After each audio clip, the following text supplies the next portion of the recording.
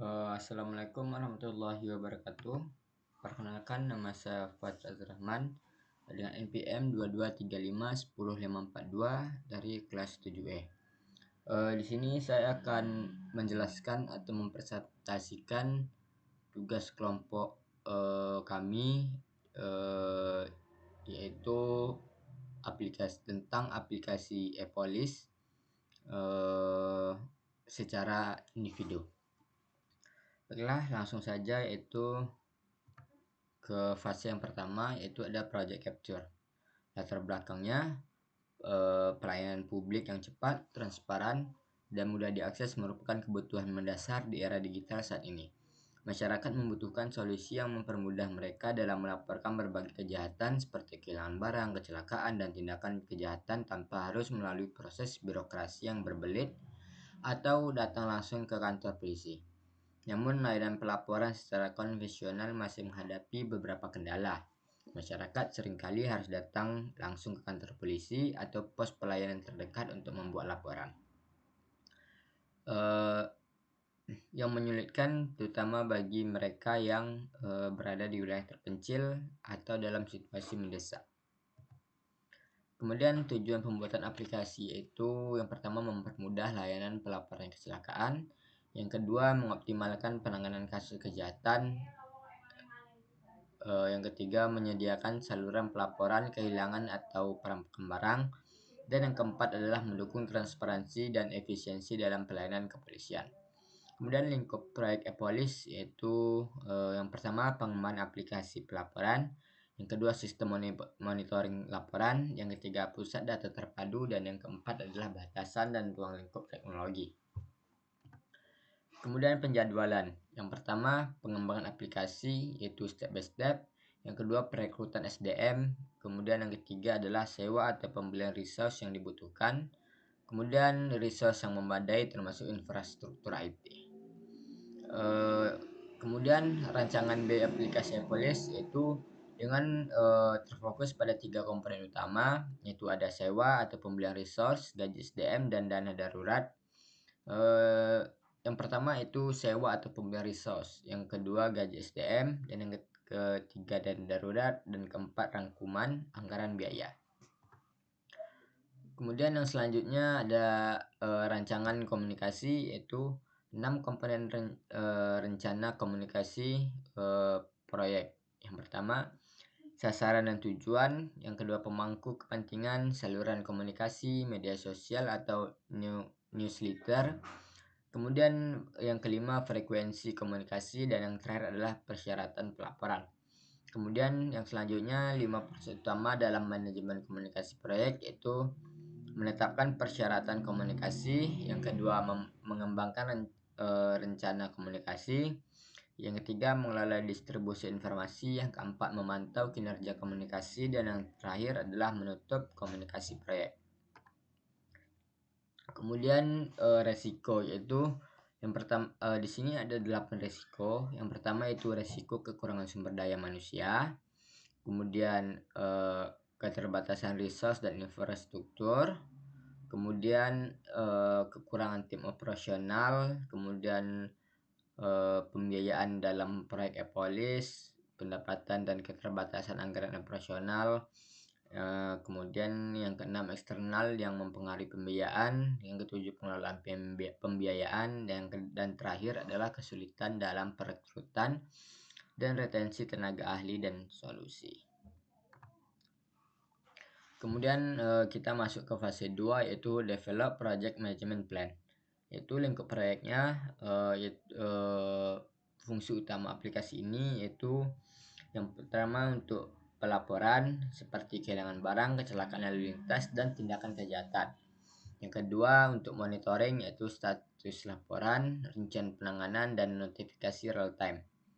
Kemudian yang ketiga ada pusat terpadu yaitu integrasi sistem laporan dan perkembangan kasus. Kemudian batasan teknologi seperti platform yaitu web dan mobile untuk Android atau iOS. Kemudian framework yaitu Laravel, backend, Flutter atau React Native mobile. Kemudian yang selanjutnya adalah database, itu MySQL dan PostgreSQL. Kemudian yang terakhir adalah keamanan, SSL atau TSL, MFA, dan enkripsi data. Kemudian penjadwalan, yaitu pengembangan aplikasi. Bulan 1 sampai 2 itu analisis kebutuhan dan desain UI UX. Bulan 3 sampai 5 itu pengembangan aplikasi dan integrasi sistem. Bulan ke-6 uji coba wilayah pilot. Yang ke-7 bulan 7 peluncuran resmi dan pemeliharaan. Kemudian tahap perekrutan SDM yaitu bulan 2 identifikasi kebutuhan personil. Yang bulan 3 sampai 4 itu rekrutmen dan seleksi, dan bulan 5 adalah pelatihan dan sertifikasi. Kemudian pengadaan resource yaitu bulan 1 sampai bulan 2 perencanaan kebutuhan infrastruktur. Bulan 3 sampai 4 pengadaan server, perangkat IT dan instalasi. Bulan 5 sampai 6 pengujian beban dan optimasi sistem. Kemudian ada anggaran biaya, yaitu yang pertama sewa atau pembelian resource yaitu sebesar 440 juta. Kemudian gaji SDM yaitu 2.160 juta. Kemudian dana darurat itu 225 juta. Kemudian total anggaran itu 2.825 juta rupiah. Kemudian masuk ke rancangan komunikasi. Itu sasaran dan tujuan, yaitu sasaran umum itu pemahaman bersama antara pemangku kepentingan tentang kemajuan dan hasil proyek.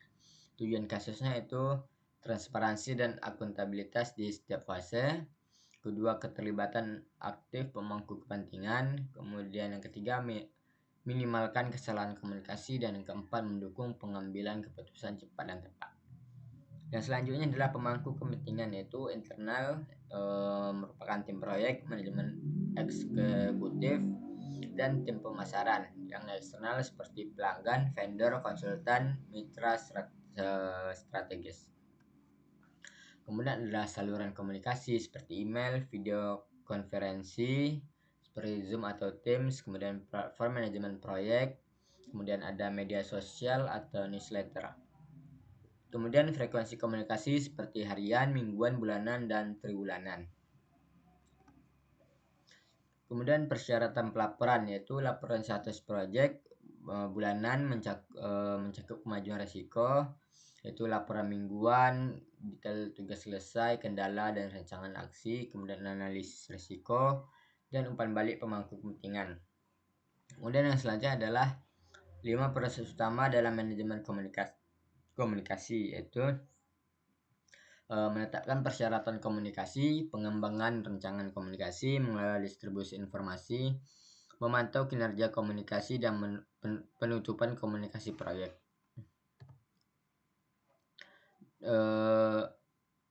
Yang selanjutnya adalah rancangan komunikasi, yaitu yang pertama ada sasaran dan tujuan, kedua pemangku kepentingan, ketiga saluran komunikasi, keempat frekuensi komunikasi, kelima persyaratan pelaporan. Kemudian 5 proses utama manajemen komunikasi proyek itu menetapkan persyaratan komunikasi, mengembangkan rencana komunikasi, ketiga mengelola distribusi informasi, memantau kinerja komunikasi, dan penutupan komunikasi proyek. Kemudian resiko dalam proyek Epolis yaitu kekurangan SDM, keterbatasan infrastruktur, kekurangan tim operasional, pembiayaan proyek, pendapatan dan anggaran operasional eksternal yaitu seperti ekonomi dan krisis, kemudian pengelolaan pembiayaan, dan yang terakhir adalah rekrutmen dan retensi tenaga ahli. Nah, kemudian kita masuk ke fase yang ketiga, yaitu aktivitas dan proyek. Pertama ada aktivitas, yaitu analisis kebutuhan, pengembangan prototipe aplikasi Epolis, kemudian pelatihan dan uji coba, dan yang keempat solusi dan promosi, dan yang terakhir adalah evaluasi dan pengembangan lanjutan. Kemudian untuk proyek, yaitu pertama proyek pengembangan aplikasi Epolis, kemudian proyek integrasi sistem pelaporan dengan database polisi, Ketiga, proyek peningkatan kapasitas SDM, dan keempat adalah proyek sosialisasi layanan ke masyarakat. Kemudian ada arahan dan prioritas, yaitu yang pertama aksesibilitas dan kecepatan pelaporan, yang kedua transparansi dan kepercayaan. Kemudian ada prioritas harian seperti tanggung jawab berdasarkan kebutuhan mendesak, dan implementasi otomatisasi untuk administrasi. Kemudian perencanaan proyek, tujuan utamanya itu aplikasi mempermudah pelaporan daring, meningkatkan transparansi, mempercepat penanganan kasus. Kemudian yang kedua adalah langkah-langkah, yaitu menganalisis kebutuhan, perencanaan teknis, pembentukan tim proyek, penjadwalan, dan alokasi anggaran. Kemudian ada yang selanjutnya, pengawasan pelacakan.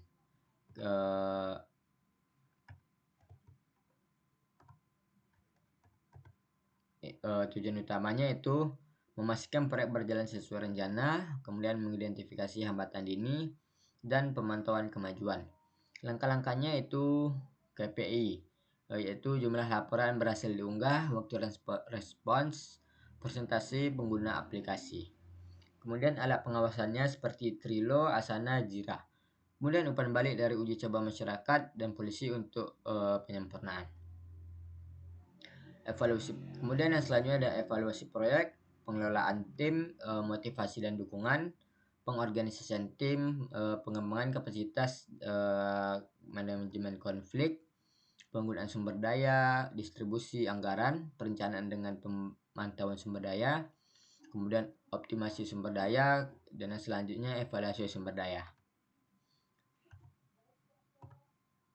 Kemudian kita masuk ke fase yang keempat, yaitu monitor and control.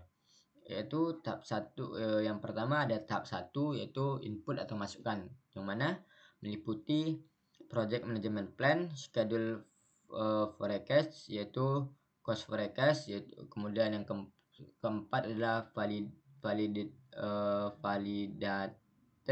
change, kemudian work performance information, dan yang ketujuh adalah organizational process asset. Kemudian yang selanjutnya adalah tahap kedua, yaitu tools and techniques, yaitu yang pertama adalah expert judgment, kemudian analytical techniques, ketiga adalah PMIS, yaitu project management information system, kemudian yang terakhir adalah meetings. Kemudian yang ketiga yaitu tahap output atau hasil. Yang pertama ada change request, kemudian work performance reports, dan update. Dan yang ketiga adalah update. Kemudian pengukuran kinerja proyek meliputi aksesibilitas, kecepatan layanan, transparansi, kepuasan penggunaan, efisiensi operasional, serta keandalan sistem. Kemudian yang selanjutnya ada pengukuran kualitas sistem, yaitu keandalan reliability, kecepatan dan responsivitas, kemudian keamanan, kemudian skalabilitas, dan yang terakhir adalah kemudahan dan pemeliharaan. Kemudian ada pengujian, yaitu pengujian terbagi menjadi dua, yaitu fungsional seperti testing, unit testing, integration testing, system testing, dan regression testing. Kemudian yang selanjutnya ada pengujian non fungsional seperti performa, keamanan, kesesuaian, dan skalabilitas. Kemudian tujuan utama pengujian yaitu memastikan aplikasi berjalan sesuai spesifikasi, aman, cepat, dan kompatibel di berbagai perangkat. Kemudian kontabilitas meliputi transparansi data, akurasi pencatatan, dan akurasi pencatatan. Kemudian yang selanjutnya adalah work breakdown structure atau WBS. WBS diperlukan untuk mengorganisir pekerjaan proyek dalam hierarki yang jelas. Kemudian RAB dalam 12 bulan, yaitu 1. Total anggaran sebesar 2.825.000.000 rupiah. komponen biaya per bulannya yaitu ada sewa atau pembelian resource, jasa SDM, dana darurat, dan total bulanan. Kemudian yang selanjutnya adalah rincian biaya utama meliputi server dan cloud, jasa SDM seperti admin, petugas, analisis, dan koordinator. Kemudian ada dana darurat.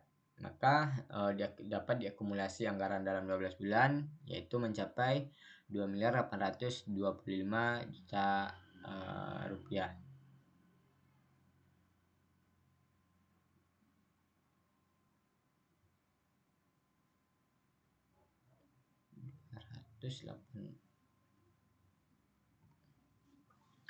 Kemudian masuk ke fase yang kelima yaitu control and planning, yang mana tujuan proyek itu meningkatkan aksesibilitas masyarakat untuk melaporkan tindakan kriminal, kemudian mempercepat respons kepolisian terhadap laporan, dan mengintegrasikan data laporan dengan sistem informasi kriminal nasional. Kemudian permintaan stakeholder yaitu kepolisian nasional, masyarakat umum, pemerintah. Kemudian selanjutnya adalah permintaan utama yaitu pelaporan real time atau berbasis GPS, pemberitahuan otomatis ke petugas terdekat, dan statistik kasus untuk evaluasi. Kemudian yang ketiga ada evaluasi fitur, itu fitur yang tercover, ada fitur yang tidak tercover, kemudian rekapitulasi dampak perubahan. Kemudian analisis dampak seperti resiko, peluang, dan garis besar implementasi. Kemudian masuk ke fase ke-6 itu class project, yang mana yang pertama ada proses penyerahan yaitu uji coba atau peluncuran awal. Ada tahap uji coba yaitu dilakukan di beberapa lokasi terpilih untuk identifikasi masalah dan umpan balik. Kemudian ada peluncuran resmi, itu aplikasi diluncurkan secara resmi setelah perbaikan. Kemudian ada pelatihan penggunaan, yaitu pelatihan untuk petugas kepolisian, mencakup sesi latihan, simulasi roleplay. Kemudian ada penyediaan dukungan teknis pasca implementasi, yaitu dukungan berkelanjutan, kemudian pemeliharaan sistem, dan yang keempat adalah dokumen akhir proyek, yaitu penyusunan laporan akhir yang meliputi isi laporan dan format laporan. Kemudian yang kelima adalah pertemuan evaluasi proyek dengan stakeholder, yaitu mencakup evaluasi keberhasilan dan dokumentasi. Yang keenam adalah penilaian keberhasilan proyek, mencakup pengukur keberhasilan. Kemudian di dalamnya mencakup KPI meliputi jumlah laporan diterima, waktu tanggapan, dan tingkat kepuasan pengguna. Kemudian ada analisis data yang mencakup evaluasi efektivitas aplikasi melalui data pengguna. Mungkin yang selanjutnya ada tambahan untuk di monitoring jadwal evaluasi, yaitu misalnya monitoring skenario evaluasi. Misalnya yang pertama adalah skenario evaluasinya yaitu uji fungsi fitur utama, kemudian deskripsinya memastikan semua fitur utama yaitu seperti pelaporan, dashboard bekerja secara sesuai kebutuhannya.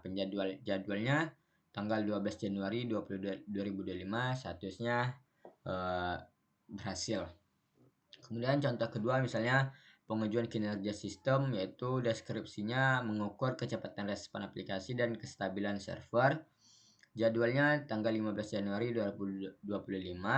Kemudian contoh yang ketiga misalnya ada pengujian keamanan. Kemudian contoh keempat ada uji pengalaman penggunaan UI atau testing, kemudian validasi kepatuhan terhadap regulasi, kemudian simulasi operasional atau pilot testing, kemudian evaluasi umpan balik pengguna pilot, penyempurnaan berdasarkan masukan, kemudian yang terakhir adalah finansial dan persetujuan.